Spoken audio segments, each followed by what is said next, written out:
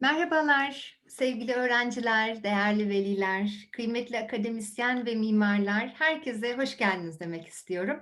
Bugün çok değerli bir üniversitenin Mimarlık Fakültesini sizlerle bir araya getirebilmenin mutluluğunu yaşıyoruz BEB ekibi olarak. Emm, Katılımcılarımızı tanıtayım, üniversite yetkililerimizi. Uluslararası Ofis Türkiye Bölge Sorumlusu Lucy Norris bugün bizimle.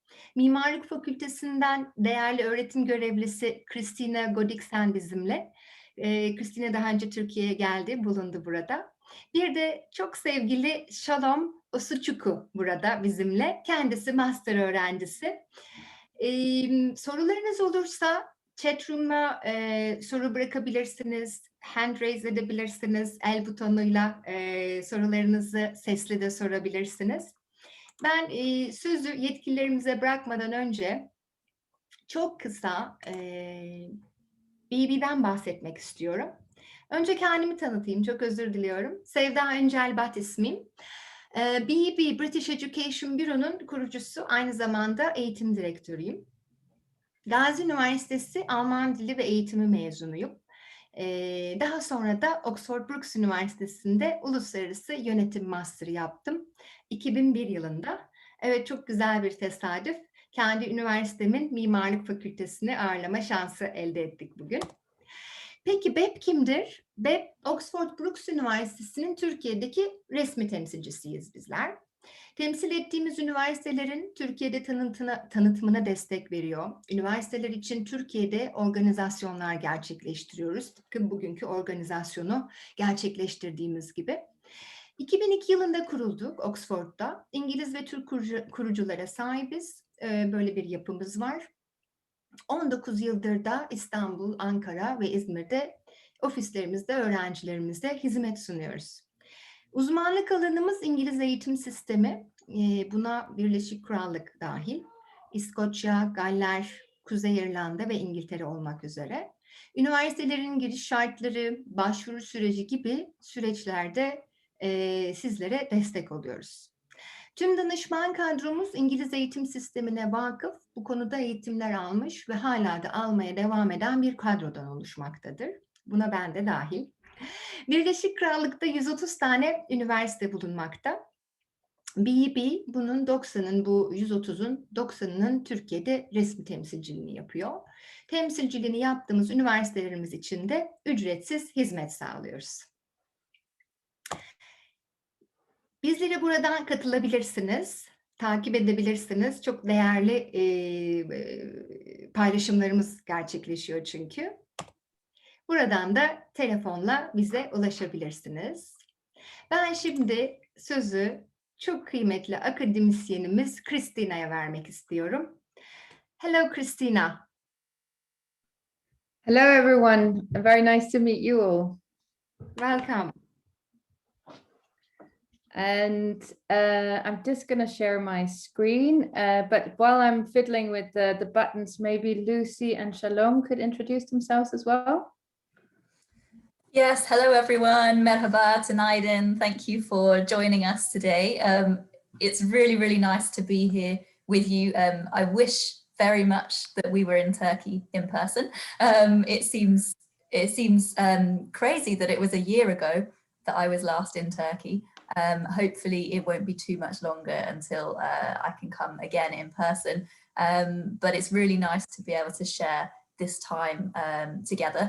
And we're really excited to be able to talk about architecture, which is one of our really fantastic programs at Oxford Brookes. For those of you who don't know me, my name is Lucy Norris. I'm the recruitment officer for Oxford Brookes University. I work with students coming from Europe, coming from Turkey. And normally my role is to meet with lots of students to help you make the right decisions about your university choices, and to help you with that process. Oxford Brookes works very closely with BEB, so we're really happy to do this joint webinar today.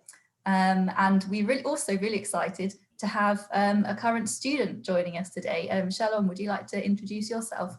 Yep, thank you, Lucy. Hi everyone, my name is Shalom Osichukwu, and I am a Part 2 architecture student. I'm currently doing my master's here. I did my undergrad here as well, so I'm going to show you some of my work towards the end of this presentation. But yeah, it's really nice to meet you all. Okay, and so we're gonna let Lucy start off doing some of the talking first, and then I will speak a bit about the structure of the school and what we're interested in and what we do, and then Shalom will show some work and can talk about, you know, what it's actually like to be a student in Brookes studying architecture, and hopefully, you know, the three of us can manage to give you a full picture of that, and then of course, you know, if you've got questions, we can take questions at the end. So Lucy, over to you. Thank you very much, Christina, and I'm sure that you'll be able to introduce yourself to us properly in a second as well, but we're also excited to have Christina, who is our program lead from our School of Architecture. So Christina is really going to be a great person to talk to you in more detail about what you can expect from an architecture course at Oxford Brookes. But firstly, if we go to the next slide. So I just want to give you a little bit of an overview of Oxford Brookes. So just to give you an update about where we are. So maybe some of you have heard of us already. If you've already been to Oxford or maybe the UK, feel free to type into the chat box where you visited. Maybe you visited London, maybe you visited Oxford, maybe a different city. Just let us know in the chat box. It would be really good to see how many of you actually have been to the UK before. But where we are is in the south of the UK. So we're 1 hour away from London and from Heathrow Airport. So it's very easy for you to get to us. You can hop on a bus directly from London to Oxford and vice versa, and from the airport. And those buses actually run all through the day and night. So it's very easy for you to get to the capital. But Oxford itself is a fantastic city. It's a fantastic place to live and to study. I'm sure that you'll hear more about that from Shalom later. But it's actually a very young university city. So we benefit from having 2 universities in the same place. We have Oxford Brookes University and Oxford University. Oxford Brookes, we like to think of ourselves as being the cool university in the city. So we're very much the modern, forward-thinking university, and a lot of our degrees really focus on that professional practice and equipping you for finding a career after you graduate. We do have connections with Oxford University. One of those you can see at the very bottom of the screen. You can see a lovely looking building. That's actually the Sheldonian Theatre. Behind that, we have the famous Bodleian Library.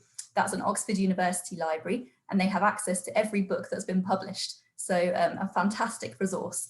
And our Oxford Brookes students are also able to access the Bodleian Library, and they're able to join the Oxford Union Debating Society as well. So we work hand in hand. Although we're different universities, we do have some connections. But another great thing about Oxford is not very known, but we are actually a centre for industry and for enterprise. So we have a lot of industries, a lot of companies that have set up their base around Oxfordshire and the surrounding areas. So it's a really fantastic place for opportunities when it comes to thinking about your professional experiences and beyond. So if we just move on then to the next slide. Just a couple of key facts then about the university.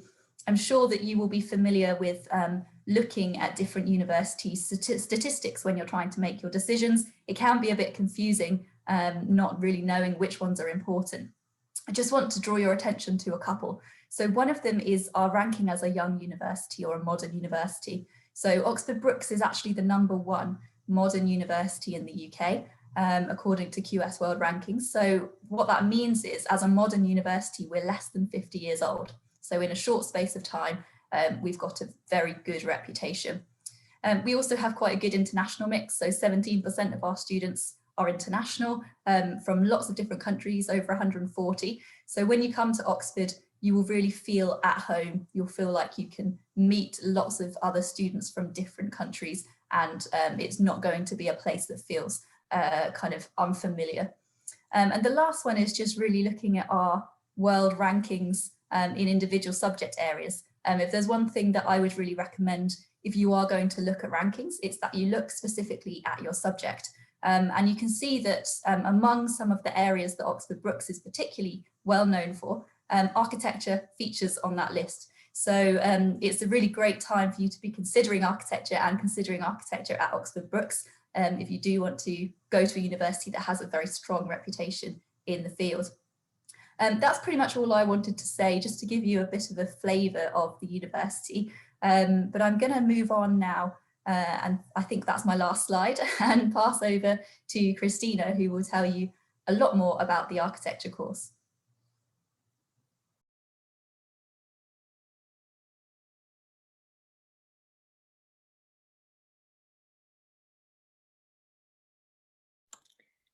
Christina, sorry, we can't hear you. That's good.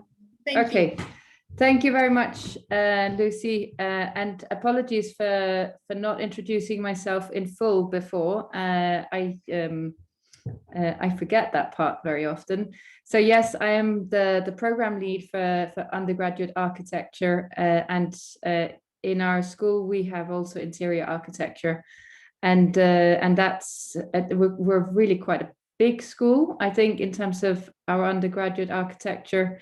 And that's a positive. So it's, it's very exciting times. And then in our postgraduate, we've got so many different directions. So, I've got actually quite a lot I could talk about, but I'm going to try and do it in brief. So let's see how that goes. I've been with Oxford Brookes since 2011, and I adore teaching there. And I adore teaching there because the students are fabulous and come in with so much energy and enthusiasm for the subject. And that's something, as a tutor, you spark off that very well, and you feel it's like you're working towards a common goal, and that sort of is part of the dynamic, I think, that kind of is embedded across the whole school of architecture, is that it's a joint effort and a very kind of big community feeling, I think. So let's see here. So we've already kind of, talked to you about what we're going to do today. And so I'm not going to run through that in more detail. It's fairly straightforward. But what I will have in the background of my slides is also examples of student work from over the years. And if you've got questions to any of that, anything that you see, you can ask that at the end. And so to kind of sum up Brookes School of Architecture is that, in bullet points, I would say that we're about people, culture, and diversity, and making things one-to-one. So live projects is something that's a very big part of our undergraduate and also our postgraduate. And that means that we have projects that have real clients, real communities. They vary in nature year on year. So whether it's actually building something one-to-one, or whether it's more a sort of consultation project where you participate with local communities about what they might need, and you take their case forward to the relevant bodies and stakeholders. So that's a very key kind of aspect about us. The planet, sustainability, and climate emergency. Brookes School of Architecture has had sustainability as a key research area for over 20 years. So we're probably one of the longest running in terms of having sustainability as a research field. That doesn't mean that we're necessarily always the best at it, because you always have to renew yourself and look to kind of further your experimentations and research. But the fact that we have such a long history of already doing the research in that area means we've got a lot of resources to draw on, and we do have some really key experts in the field. And then we're about method, autonomy, professionalism. Make people ready for practice, make people ready to make their own decisions, to know the right way around a project, because we cannot teach you every single design route. You might be designing a hospital one year, and then the next year you're designing a school, but then there's all these other forms of architecture, and the list is endless. So what we need to make sure we equip you with is a methodology that means that you can you can deal with it when you come out in your professional life, and you'll know where to find the answers. You will know a sequence of events that need to happen in order for you to make the right decisions, because every situation you encounter as a professional will be a new one. So the learning format is, this is sort of a very quick summary using one project as an example, but we sketch, we discuss with each other, we model some things, then we discuss some more, then we draw some things, we model again, we present it to other people, we imagine things on site, we imagine it with people, and sometimes we build things one-to-one, and then we draw it again and model again, and the process repeats itself.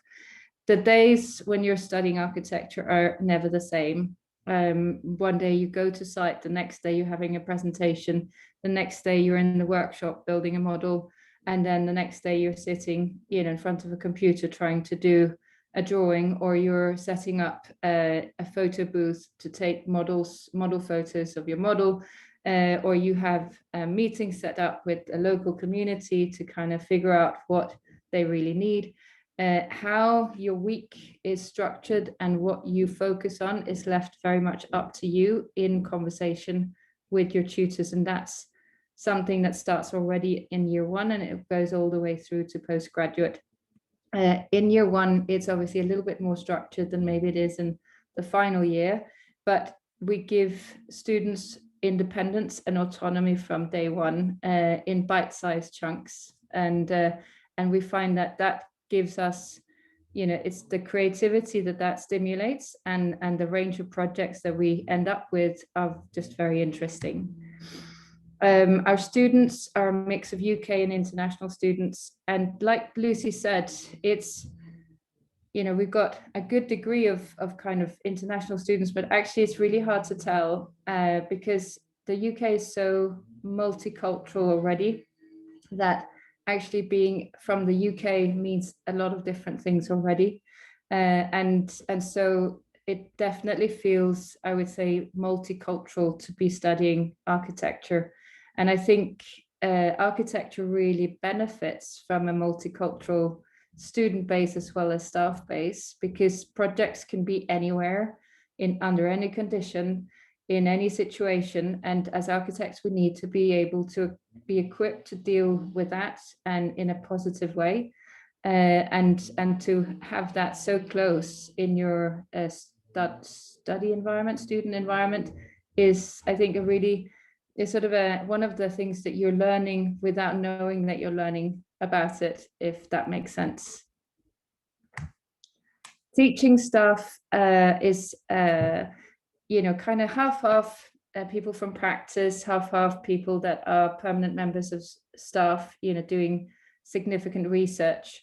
Our staff, again, is multinational and multicultural, and the kind of balance between people from practice and people doing research means that it's very dynamic and current. So, you know, we will have people going off doing a particular research project one year and then coming back, feeding that back into the course the following year. We will have people in practice winning competitions that they can then lecture about in the course. And so the input of that structure to the course is really lovely, and means that every year isn't, you know, it's again, there's always room for new things coming in. And we love what we do together. And another thing about architecture in the UK is that and at Brookes, is that it's 100% coursework. We have no exams. To do architecture is, the undergraduate is 3 years, and it leads towards an RIBA Part 1. And the postgrad is 2 years, and it leads towards an RIBA Part 2. And following that, you're currently expected to have 2 years in practice. And you can have 1 year in practice or 2 years in practice between your Part 1 and Part 2. But only one of those years, I think, goes towards your professional requirements development. And then you need to have one post Part 2 to go towards your professional development. And then you can sign up for Part 3, which is the thing that leads towards the full architect accreditation in the UK. And only at Part at part 3 do exams come back into it again. So part 1 and part 2 is completely without exams. The project is mainly kind of studio based and project based, in that it's a lot of like learning about something and applying it, testing it out, researching some more, trying it out, and it expresses itself in models, drawings, and other creative formats. We do a lot of crits, we call it, which is putting development work up on the wall and talking about what's really interesting and what we'd like to further. And so a lot of the year looks a bit like this. And year 1, architecture and interior architecture, they study together. And in the architecture and architectural design is 50% of your modules, and that means that it's kind of the core component of your year, which you kind of, all the other modules, they sort of fit around that to support that. So when you learn about architectural history, for instance, immediately you can probably apply some of that learning in your design project. So your design project runs as a kind of constant throughout the year with these other modules plugging into it. And we have great studio facilities where you've got, 24-hour access. Some of our workshops have, woodworking, 3D printing, and other things you can make. And there's technical staff in those workshops. And there are module leaders always to the various modules that you're having, as well as design tutors around for any kind of questions and development. Then in second year, interior architecture, it sort of splits out as its own course, but we still sit in the same studio spaces. And so there's a lot of crossovers. And there's also still some modules that are shared between architecture and interior architecture, but the design modules become more specific interior architecture at that point. And architecture then also in that sense in second and third year splits out to be their own design modules as well. So here's a course diagram for undergraduate architecture. The pink is the design modules through the years. And then we have representation, which we teach, and we have history and theory and technology and practice. So those are kind of the modules that sit around the design modules. In architecture, we have what we call vertical studios, and this is probably, completely new maybe to you to hear about, but it's something that distinguishes UK schools in undergraduate and postgraduate level. Is some schools will have what they call year group studios, and other universities will have vertical studios. And in undergraduate, we have vertical studios, which means that year 2 and year 3 students, they study together. And at the moment, we have about 10 units. We're a big school. There's about 20 people in each unit. So that makes 200 architecture students in undergraduate. And each of these units, they will, in the beginning of the year, present a theme and an agenda that the year is going to be about. And then the students can select which one they'd like to be part of. And then the following year, they have to choose another design studio, so that across the 2 years, they get a very varied experience. And also there's a great kind of peer-to-peer learning between third years and second years. And this is the diagram for architecture. So you will notice that it's very similar to the interior architecture, and that it's the pink boxes that are, in year 2 and 3 are different for the 2 courses, but, and technology as well are different, but the other ones are shared between the 2 courses. Our postgraduate course and RABA Part 2 is unusual in that it has what we call a specialization in its year 1, and then it's followed by a design studio in year 2. And I think we're probably unique in the UK for doing it in that manner. You don't have to do the specialization. You can also go through the Part 2 with a design studio route all the way. But I guess our uniqueness is in the specialization. So you can specialize in sustainability or any of our other specializations in 1 year, and then apply that in your design in the 2nd year. And that's the diagram for postgraduate. We have, as I already mentioned, we've got 3D printing, laser cutting, casting workshops, wood workshops, and a lot of ad hoc workshop making as and when students need it. So, you know, students will get together and set up a photographic studio or make any other thing that they kind of need for that year. So project to project, there are lots of things being established. Field trips, they are part of every year as much as possible, but they're never compulsory. They're always a voluntary thing. And they can be local, they can be regional, they can go abroad. And this year, due to COVID, a lot of them have been virtual. And so we've done actually really interesting things where we've been able to access buildings, you know, abroad through virtual ways, which we wouldn't otherwise, you know, if we turned up 50 people in a group, maybe that building would be too small to accommodate that many people in one go. Or, you know, the rare buildings that wouldn't otherwise be something we could gain access to, this new online format has enabled us to visit it in a different way to what we would have otherwise been able to.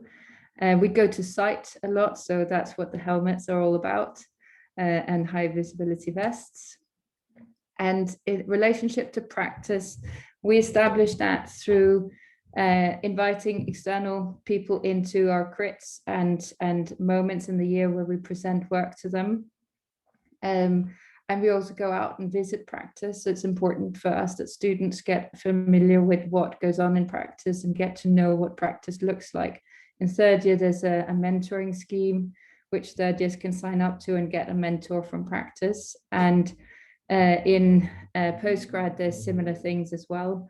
The other thing we do is that even though we're, I would say, a highly creative course, we also, technology is incredibly important to us. So learning how things go together and how you actually make something or build something and what it needs to relate to is part of every project we do, so that students are equipped to take on those kind of responsibilities when they get a job in practice. And so the example here in terms of the drawing is, you know, to take something entirely fictional, but then try and draw it in a way that you could actually put it together. And so that's how we mix and match, you know, for instance, creativity with technical requirements. And so we, I think, are very strong in making sure that our projects kind of have a sort of a technical side or a dimension to it all the time, even though it's also highly creative. And at the end of the year, we have an end of year exhibition, and that's really useful for, you know, getting a job, showing your work off again to, you know, people in practice. So we invite the press and people from practice to our end of year shows, and we have a great party, and lots of people, you know, walk away with each other's business cards in their pockets after the opening evening, and many of our graduates get their first job that way. And portfolio advice: be yourself. Creativity is stimulated by diversity and not uniformity. We're looking at individuals being themselves, and that's what we really like in our school. And that's it from me, I think. Here's a little bit further. If you want to see more about what we do, we have something called OB1 Live, which is about the live projects that have been happening in year 1. And our yearbook and online exhibition from last year is on oxfordschoolofarchitecture.com. Thank you very much. I'm going to hand over to Shalom, but I'm wondering whether there's already a few kind of questions I need to answer in the chat that is about the course structure or something like that, so that I could deal with some of them before handing over to Shalom. Yeah, that would be great. Thank you, Christina, because we know that you have to go. One question is, one student is studying structural drawing and she is in her first year. She's asking if she can transfer to any program related to this subject. Also, she has certificates. Would her certificates count as well? In terms of specific admissions questions, I probably would have to defer it to our admissions because of how certificates translate, and I'm not 100% sure about that. But I would say it's always worth asking our admissions about something like that. And we do have, you know, routes in from other subjects. We have routes into our second year directly if enough credits has been achieved in something that can be made equivalent enough for what we do in first year. And so admissions is, you know, the architectural admissions team would be the people to get in touch with about that. Thank you. One more question you might want to answer that. That's why I'm going to ask it to you.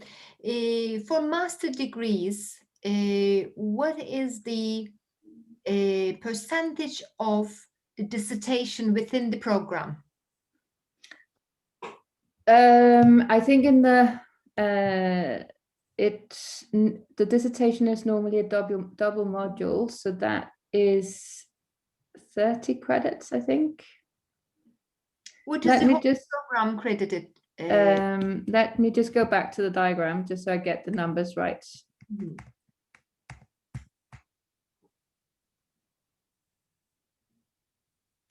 I think the student would like to know how important the dissertation part is within the program. And this is just for the master's program. For the master's. Yeah. I believe, yeah.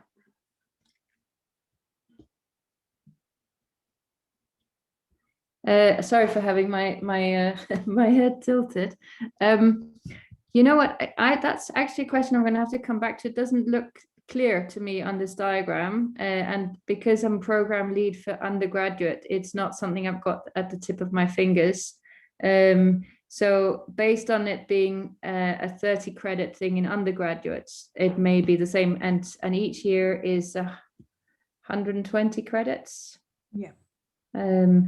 And so it should possibly be the same for postgrad, but I because I can't see it from this diagram, I don't want to, you know, state it as an absolute fact. Perhaps Sure. I can jump in there. Oh yeah, you can, of course. Yeah, because I think it depends on the specialization you choose. The specialization I chose is urban design, and we don't have a dissertation module for that specialization. But I know another specialization, research-led design, do have a dissertation. So a dissertation is not compulsory, and it's dependent on the specialization that you choose. That was a much better answer. That was why I probably couldn't see it from the structural diagram. Okay, thank you, Christina. Thank you, Shalom. All right. One student, Dren Lipage, would like to ask a question. Hi, can you hear me? Yes, thank you. Thank you for being here today and giving us the opportunity to talk with you and discuss. I am Dren, a Kosovo national student who already studies in Turkey with a scholarship funded by the Turkish government.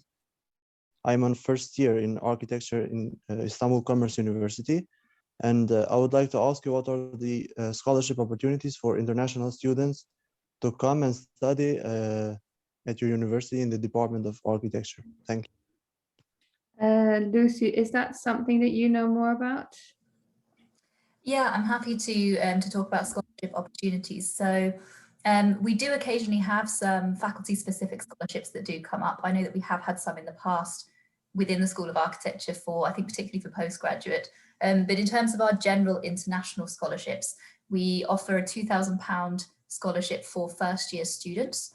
So it's if you're in your first year of an undergraduate degree or in your first year of a postgraduate degree, then you can access a £2,000 scholarship. And that one is available as long as you accept your offer before a certain date. So it's a date in April that we would ask students to accept their offer. We have another scholarship also for, I know that some students Occasionally in Turkey, you might have a dual nationality. You might also be holding an EU passport as well as your Turkish passport. If that's the case, you may also be eligible to consider our EU scholarship, and that one is a £4,000 scholarship.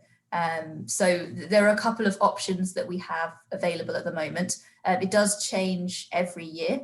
So it's, I don't know when you were thinking about potentially starting, or if you're looking to start maybe a postgraduate degree once you've finished your undergraduate. But I'm sure that there will be an opportunity that we have available at that point, but it is worth noting that it changes pretty much every year. So that's the most current information I can give you for now. Thank you.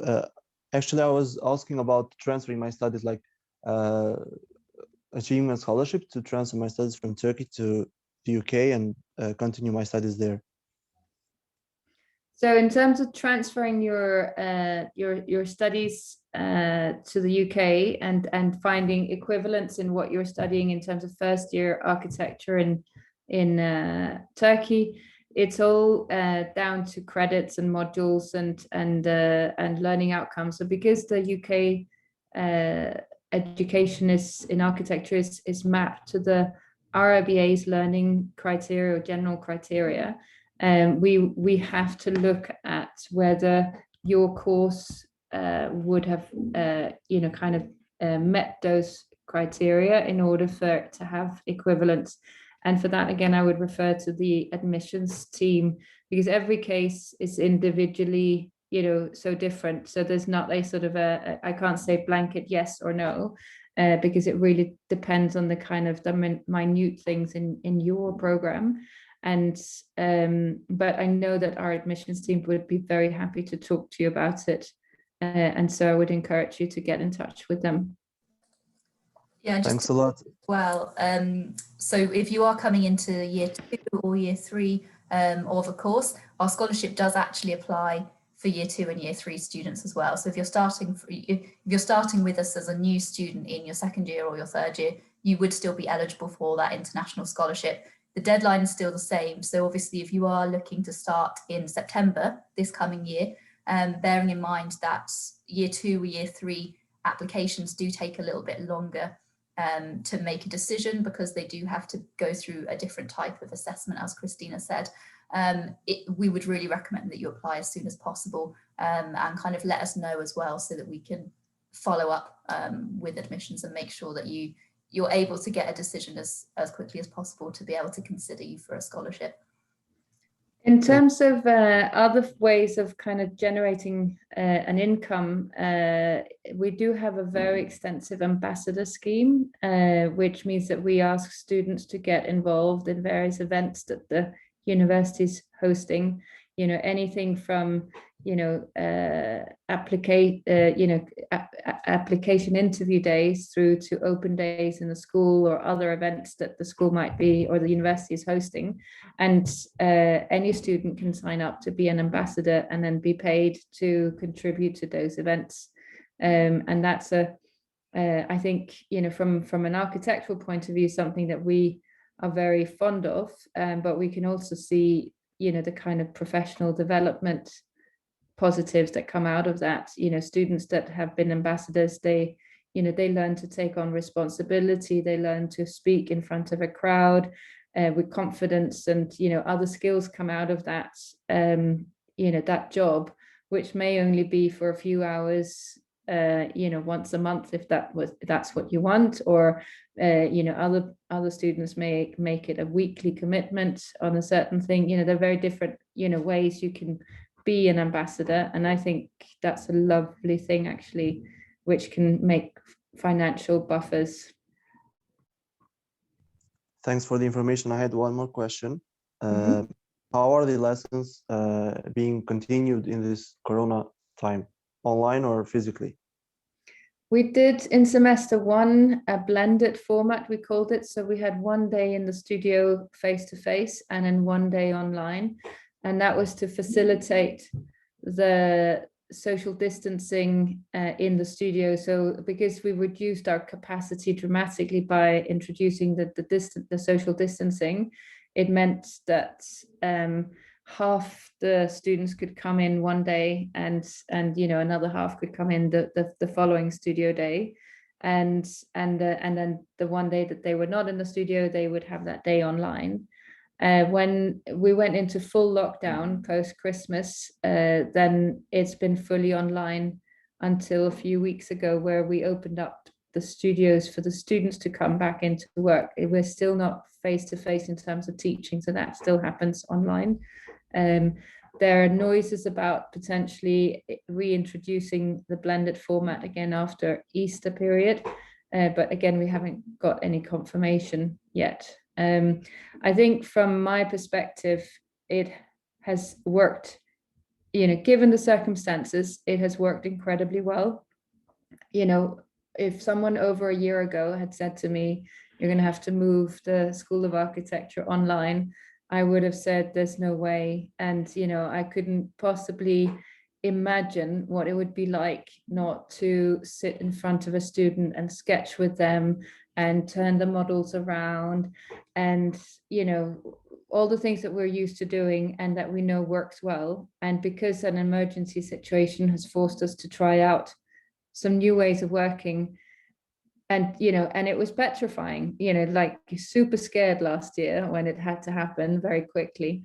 But I have to say that I'm immensely positively surprised by the things that we've figured out together and how we've made it work, and how, you know, students, because they can take photos of their models on their phones and then, you know, quickly send them to you in an email, and you can kind of discuss those photos. You can even say, look, can you take another photo from another angle, because I can't quite see something. It's the loop of being able to question into the things that you would have questioned anyway has been much easier than I ever thought it would be. And I think, you know, we're all you know, would like to see it go back to some form of normality, you know, very soon. But I'm also very pleased that we've been able to carry on delivering a course at such high level. And I think there's some advantages that has come along with it that we also have discovered by, you know, just because we were forced to. But we found out that, you know, by having this kind of format, you can engage with people far away much more easily. It's not so easy to get maybe someone from America to give a lecture in Oxford at short notice, but now doing it digitally, you can. And so people have been reaching out much further this year and bringing external input into the school in a way that has been fantastic. And, you know, the kind of stuff where even, you know, all the tutors and module leaders from different areas of the school turn up to those lectures because they want to hear what that person has to say as well. And so we've done a lot of like sharing the links across the years, and I think it's brought people together in a way that we wouldn't have done otherwise. So I think it's important to look at the positives. Yeah. Thank you for the provided information. Okay, thank you. Shall we move toward Shalom, if Yeah. possible? Okay.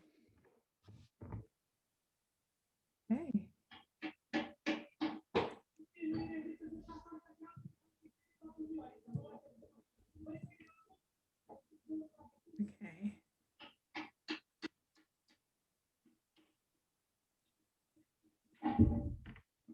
Okay, just let me know if you can't see it, but I'll just move on from here. So you're going to see an evolution of my work, because when I came in first year, I knew nothing about architecture. I had no clue what architecture was. And actually my perception of architecture has changed quite dramatically since first year. I'm just going to go through everything and show you where I was and where I am now and why I did certain things. So in first year, the emphasis was hand drawing. And one of the things that they said was you need to be able to understand the concepts behind the drawing. You need to understand what a plan is, which is if you're to cut a building in half and look at it from a bird's eye view, you need to know how to draw that. You need to know how to draw a section, cutting the building in half and looking face on, and other technical drawings like that. So one of the things that we did in the hand drawing, we had to draw with pen. And I think that was a really, really useful skill, because when you draw with pen, you make mistakes. And then you'd go to your tutorial and your tutor would let you know, okay, for example, that's not how you draw it. And then you draw it again, and then you make another mistake, and then you draw it again, you draw it again. And it teaches you so many different things, like patience to start with. But it also teaches you to like take your time and understand what things are actually important in the drawing. So this is one of my early drawings, and I can't say that I'm proud of it if I'm being honest, but it was the beginning step. And for the place where I am proud of it in that sense. By second year, you then start to get into the digital side of it. And as Christina mentioned, there are so many different units that you can pick. And I decided to pick a digital unit because I felt that I've understood how to draw by hand, and now I want to transfer that into the digital realm. You do have the option to continue drawing by hand in second year because you have other modules that will teach you the digital skills, but I decided to go digital in my second year. And so you can see how now the drawings get a little bit cleaner when you're drawing with the computer, but at the same time, you still have to learn a lot. You will still need to redo things and do them and redo them to be able to understand the different spaces and the qualities of different spaces. So when you're doing these drawings and the plans and the sections, sometimes you'll be able to get into what is called a render, and you're trying to create that building that you've drawn and put it in its real life context. So at that point, they're trying to train you for when you get into practice, because you're going to get into practice and you're going to have clients, and they may or may not know or understand what a plan drawing or a section drawing is or how to read it. So having a visual representation is really key, and learning how to do that. So this is one of my first attempts. And moving on to some of my other projects in second year, you kind of learn how to do different effects to show different things, maybe different times of the year. In this case, it would be in winter. It's one of my projects from Finland. But trying to understand how to show things visually is very, very important. That's something that I learned in the second year. In third year, every year, as Christina mentioned, you go on the trip, and right now it's a virtual trip, but at the time we went there physically, and we were able to immerse ourselves in the culture and really understand why we're doing what we're doing and who we're doing it for. So for me, in my third year, we went to Greece, and we understood what was happening in terms of the economic crisis and what effect that had on some of the community. And in this project, we're trying to bring the community back together by developing a theatre or a festival to bring people back together. And our chosen site was in front of the entrance of the Olympic Park, because that was a well-known space in Athens, a well-known space in Greece. And so we felt that would be a key point to place our location. So you learn how to do, you improve on your visual skills, and you learn how to do different things like a sectional perspective, which is like a section where you've cut the building in half and you're looking at the building face on. But at this point, you're seeing the depths of the building. It's not just what you can immediately see when you cut the building in half. So you learn different things, and you'll be able to understand the technology, which is, how the building is made up, the materials used, and learning about the loads and other aspects like that. You'll be able to see these different aspects in this same drawing. Again, you will be doing sections and plans all the way through, but learning how to put them into different contexts and showing different contexts and different things in different drawings is very vital. And, in this drawing, you can really see the context. You can see that this is the entrance of the Olympic Park, whereas some of the other drawings, like a plan, probably wouldn't show that, which is the reason why we learn how to do these different drawings. Like I was mentioning about the technology aspect. So you need to think about heating and cooling and ventilation, things like that. You need to think about everything when you're designing, because at this point in your third year, you're getting ready to work into practice. and you need to be able to understand different climates and different contexts that you're building for, because everything is not going to be in one country when you're designing. So if you're thinking about this constantly, then you'll be able to adapt in whatever situation that you're putting in practice. So when you get to practice, you're going to learn some new skills. For me, when I went to practice, the main skill that I learned was rendering in a video format. And I'm not sure if this video is going to work.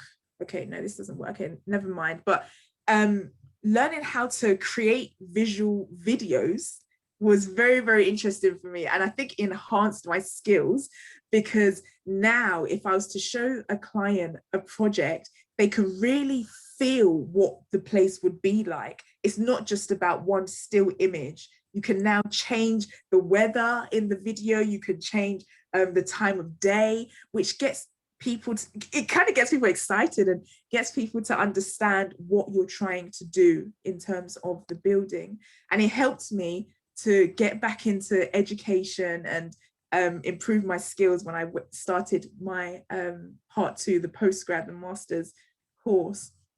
What Christina mentioned about the master's course is that you can specialize. And I think that was one of the main reasons why I decided to come back to Oxford Brookes to do my part 2, because by the end of my full-time education, doing the part 3 and everything, because I've specialized in urban design, I'll be an architect and an urban designer and master planner, which I think is great because you have this flexibility, and you have a flexibility in careers and prospects. So I think that's really, really interesting. At the moment, what I'm doing, I'm producing a master plan for a site in Vienna in Austria.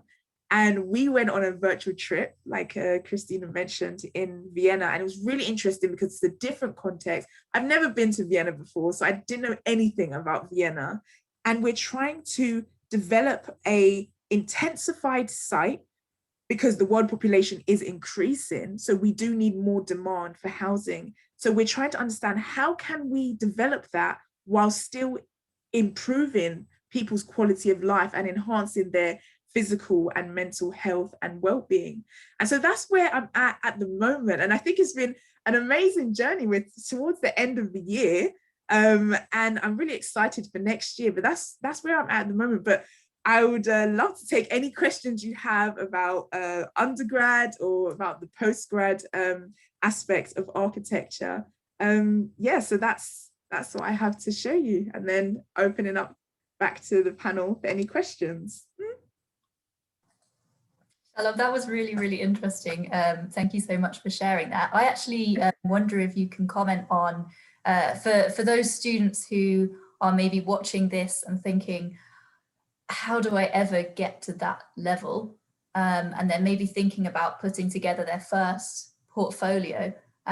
What advice do you have for those students who might be thinking, I don't know where to start. Do I need to know all of this software before do I need to include digital modeling within my portfolio? How does that work? If you can think back as far as maybe your first year when you were applying, what advice would you give them? I think the best advice I could give is, don't try to be perfect, and don't try to put in everything that you think they'll want to see. Put in things that reflect you. What do you find interesting? What do you think architecture is? I think maybe that's a good starting point, because when I was at that point, I showed what I thought architecture was, and it has developed since then, but I felt like I showed myself through my drawings. I think that's the best piece of advice I could possibly give you at this point. Yeah. Oh, Christine, you're muted. I would completely second that, actually. We don't expect you to be architects before you come in. That's what we're meant to teach you.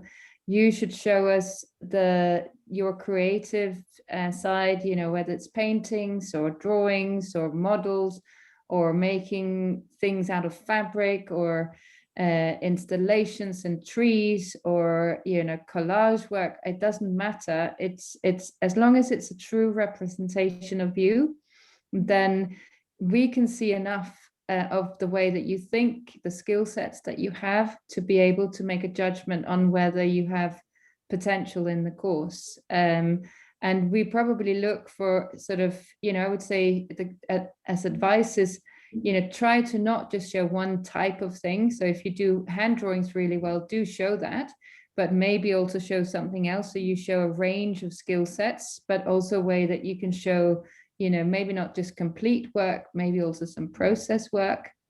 Maybe some things you've done in school, maybe some things you've done in your own time, pick and choose between what you've got in a way that sort of presents the most kind of honest picture of yourself is what I would advise. And that will serve you best in the long run as well, because we will carry on encouraging you to be that when you come to us. And we're not ever going to tell you to do anything in a certain way. What we give you is methodology, and we give you access to projects, but you make the judgment on what you want to take on and which direction you're heading. And that's why it's important that you have a strong interest of your own before joining us.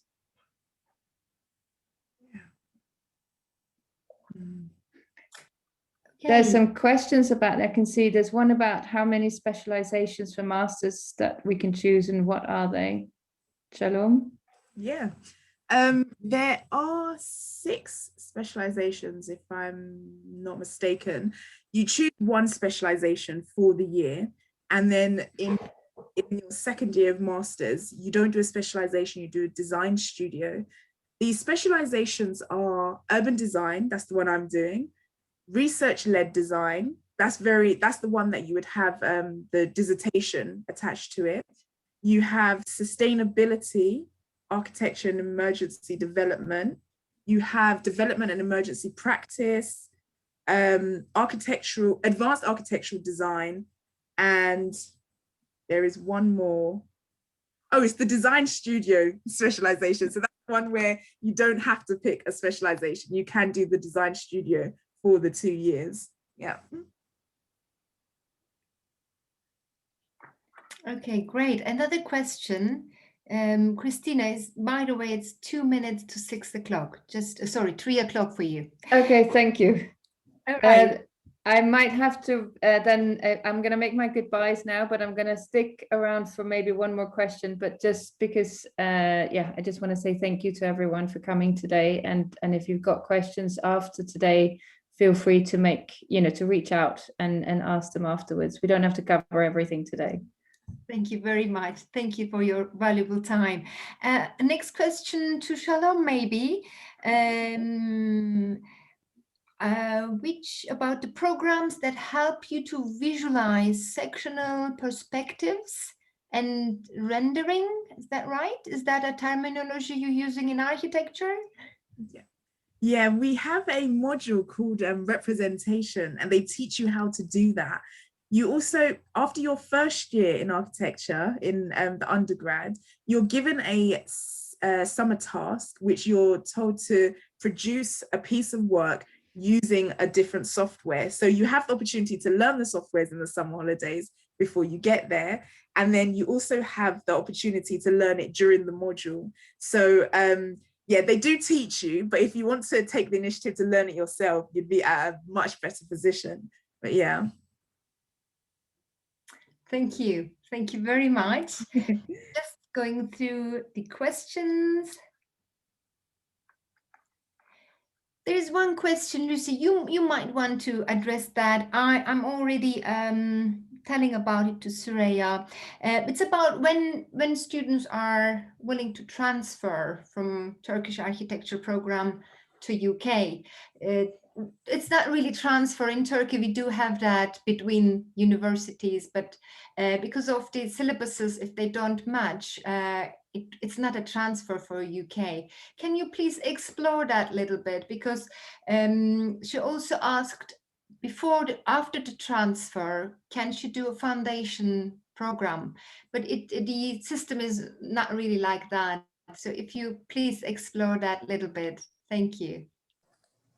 Yeah, no problem. So it really does, and I think Christina did talk a little bit about this earlier as well. We do have a kind of transfer system in place. So one option for you is if you have already started studying architecture at a university in Turkey and you want to come and transfer onto a course in the UK, it is possible, but it's not a guarantee. So it really does depend on your syllabus, what you've been studying at that particular university, and mapping it across. So we have to look at what you've studied and we have to look at the content of our own course to see if it's possible to make that step, to make that change. If it was possible, if we can look at what you've already studied and say, we think that that is sufficient for you to enter into the second year of our undergraduate bachelor degree, then you know, that's something that is possible, and you would still then graduate at the end of it with a full Oxford Brookes degree. However, sometimes what you might need to do is to actually restart again. So there's always that option. If you've started 1 year in Turkey and you really want to qualify within the UK and we're not able to map your degree across, there's nothing to stop you from coming into year one at that point and starting that course again. Or indeed, if you've studied an international bachelor degree and then you want to take up the postgraduate part 2, that's also possible for you to do as well. So there's not any limits to that. In terms of the foundation course, we do have a foundation called Foundation in Art and Design. That is a program that's a kind of a year-long program before the first year of your bachelor degree. For students who perhaps need a little bit of extra support around the portfolio and design element, that might be a course you want to consider if you haven't studied anything before, or maybe you feel like the skills that you've acquired are not matching the skills that we would look for the first year of your undergraduate degree. You can apply for that Art and Design Foundation. You still do need to have a portfolio, but I think the requirements of what we look for in that portfolio are slightly different from architecture.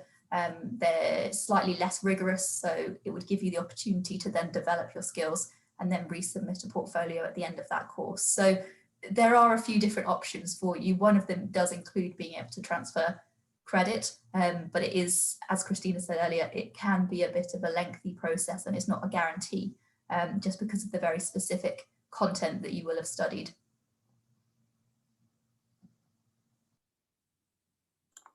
Thank you, Lucy. Just double checking if there's any other questions coming through. Well, I believe we covered everything. We can wait a couple of more seconds. But I think we covered in the presentations about everything. Well, thank you very much. Shalom, thank you for your time. It was nice to see your experiences based on your career pathway. Yeah, thank you. Thank you for having me. Thank you. Lucy, thank you very much. We hope to see you in person very soon. Yes, I hope so. I'm just going to put my email address as well into the chat box, just in case anyone has a question that you didn't get to ask at the end, or you remember a question. So let me just check that that's right. I think that's right. So it's lnorris@brooks.ac.uk. If you have a question, even if it's for Christina or for Shalom, then you can use me as the first point of contact, or you can contact Sevda, and one of us will be able to get you the right answer, to put you in contact with the right person. So I'm really happy to answer any questions. Thank you very much. Çok teşekkür ediyorum. Zaman ayırdınız, katılımcı oldunuz. Bir sonraki sunumda inşallah tekrar bir yere gelmek dileğiyle, bir araya. Sevgiler, iyi akşamlar diliyoruz. Bye bye. Bye Lucy, bye Shalom. Bye. Thank Bye you. everyone. Güle güle. Bye. Bye bye.